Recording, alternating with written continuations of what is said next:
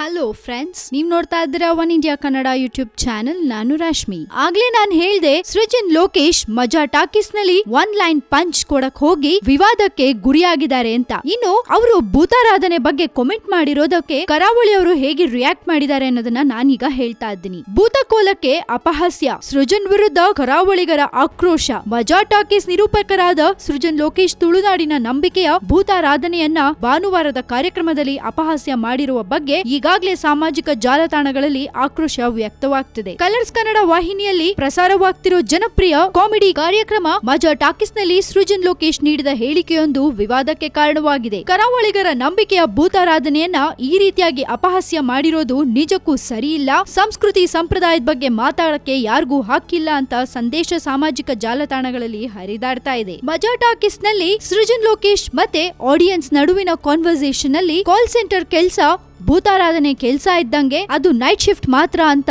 Srujan Lokesh one line punch ಕೊಡಕ್ ಹೋಗಿ ಈಗ ವಿವಾದಕ್ಕೆ ಗುರಿಯಾಗಿದ್ದಾರೆ. ಈ ಕಾರ್ಯಕ್ರಮದ ವಿಡಿಯೋ ಸಾಮಾಜಿಕ ಜಾಲತಾಣಗಳಲ್ಲಿ ಮಿಂಚಿನಂತೆ ಹರಿದಾಡ್ತಾ ಇದೆ. ಸೃಜನ್ ಹೇಳಿಕೆ ತುಳುನಾಡ ನಂಬಿಕೆಯ ಭೂತಾರಾಧನೆಗೆ ಅಪಹಾಸ್ಯ ಮಾಡಿ ಕರಾವಳಿಗರ ಸಂಪ್ರದಾಯಕ್ಕೆ ಧಕ್ಕೆ ತರುವಂತೆ ಮಾಡಿದೆ ಅಂತ ಭೂತಾರಾಧನೆ ಪ್ರಿಯರು ಆಕ್ರೋಶ ವ್ಯಕ್ತಪಡಿಸಿದ್ದಾರೆ. ಸೃಜನ್ ಲೋಕೇಶ್ ಮುಂದಿನ ಕಾರ್ಯಕ್ರಮದಲ್ಲಿ ತಮ್ಮ ಹೇಳಿಕೆಗೆ ಕ್ಷಮೆ ಯಾಚಿಸಬೇಕು ಅಂತ ಸಾಮಾಜಿಕ ಜಾಲತಾಣಗಳಲ್ಲಿ ಎಲ್ಲರೂ ಅಭಿಪ್ರಾಯ ವ್ಯಕ್ತಪಡಿಸ್ತಾ ಇದ್ದಾರೆ. ಇನ್ನು ಭೂತಾರಾಧನೆ ಬಗ್ಗೆ ಸೃಜನ್ ಕೊಟ್ಟಿರುವ ಹೇಳಿಕೆ ಕರಾವಳಿಗರ ಧಾರ್ಮಿಕ ಭಾವನೆಗೆ ಧಕ್ಕೆ ತಂದಿದೆ. ಹಾಗಾಗಿ ಸೃಜನ್ ಲೋಕೇಶ್ ಬಹಿರಂಗವಾಗಿ ಕ್ಷಮೆ ಕೇಳಲೇಬೇಕು ಅಂತ ವೀಕ್ಷಕರು ಸಾಮಾಜಿಕ ಜಾಲತಾಣಗಳಲ್ಲಿ ಒತ್ತಾಯಿಸಿದ್ದಾರೆ. ಹಾಗೆ ಸೃಜನ್ ಲೋಕೇಶ್ ಅಪಾಲಜಿ ಕೂಡ ಕೇಳಿದ್ದಾರೆ. ಇದ್ರ ಬಗ್ಗೆ ಡೀಟೇಲ್ ಅನ್ನ ನಿಮ್ಗೆ ನೆಕ್ಸ್ಟ್ ವಿಡಿಯೋದಲ್ಲಿ ಕೊಡ್ತೀನಿ. ಸೊ ನಮ್ಮ one India Kannada YouTube channel ಅನ್ನ ಹೀಗೆ ನೋಡ್ತಾ ಇರಿ, ಜೊತೆಗೆ ಸಬ್ಸ್ಕ್ರೈಬ್ ಮಾಡೋದನ್ನ ಮರಿಬೇಡಿ. ಅಂಡ್ ಈ ನಮ್ಮ ವಿಡಿಯೋನ ದಯವಿಟ್ಟು ಲೈಕ್ ಮಾಡಿ, ಶೇರ್ ಮಾಡಿ.